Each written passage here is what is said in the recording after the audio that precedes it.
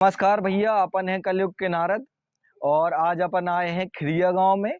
और खिरिया गांव में अपन सब जनन से जो पूछें कि आदमियन के का समस्याएं हैं, का मांगे हैं, सरकार से का मांगे हैं, नेतन से का मांगे हैं, कहाँ कहाँ गांव में कमी है। और अपने ते की जो राजनीति है ऊपे आदमी कौन से हिसाब से चलत, मतलब जैसे अगर कौन चुनाव है तो आदमी का देख के वोट दे। तो अपन इन तीन चार चीजन के बारे में बात करें। खिरिया के जो अपने युवा हैं, गवर्नमेंट जॉब की या फिर प्राइवेट जॉब की कोनो ऐसी तैयारी करत कि नहीं करत है? बिल्कुल करते हैं। जो लड़का पढ़ते हैं तैयारियों के साथ साथ आप देख सकते हैं कंपटीशन का दौर बहुत हाई लेवल का है। हाँ है। और कंपटीशन के साथ साथ लड़के तैयारियां करते भी हैं, पता चलती है वैकेंसी रुक जाती है, होल्ड हो जाती है। अच्छा। होल्ड नहीं होती हो तो पता चलता है पेपर लीक हो जाता है।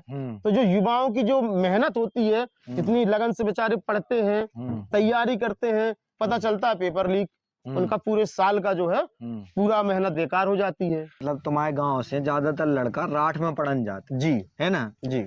तो मतलब ऐसो का है अपने गांव में जो स्कूल है जी बे ठीक नहीं है कि उते का, मतलब कैसी समस्या है काय की वजह से आदमी प्राइवेट में जा रहा है और बाहर देखो जा रहा पहली बात तो है कि हमारे गांव में जो स्कूल है वो 8 तक है। अच्छा, प्राइमरी 8 तक स्कूल है। 8 तक है। और ये मेरे गांव की नहीं, मैं समझे देश की बात कर लूं, उत्तर प्रदेश की क्या भारत की बात कर लूं, अधिकांशता आदमी कहता है ना कि शिक्षा जो होती है वो दिखावे से नहीं मिलती है। लेकिन आजकल जो हम आप है, ये गलती हमारी आपकी है। सरकारी स्कूल के जो मास्टर होते हैं अपनी परीक्षा देने की योग्यता देने के उपरांत वो जो है जाके अध्यापक बनते हैं। सरकारी प्लेटफॉर्म पे जो आते हैं तो काफी उनके लिए बंदिशें होती है, उनको पार करने के उपरांत वो अपनी परीक्षा सफलता के बाद एक सरकारी टीचर के उसमें आते हैं, पढ़ाई देते हैं, ठीक है। लेकिन सरकार उतनी अच्छी सुविधा मुहैया नहीं करा पाती है। सरकार की के सुविधा मुहैया नहीं करवा पा रही है। स्कूल तो उन्हें दे ही दे, स्कूल मिड डे मील दे रहे, बिल्कुल बस्ता दे रहे, किताबें दे रहे।